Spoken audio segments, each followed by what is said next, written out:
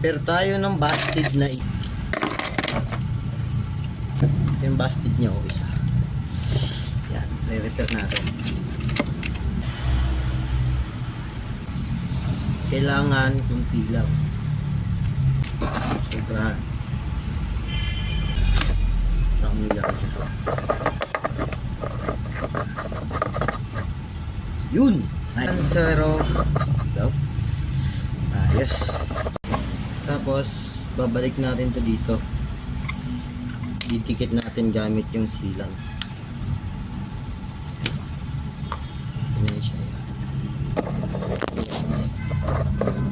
Ilaw na yan. Kasi yung mga busted bulb na yan. O, diba? Parang bago. Diba?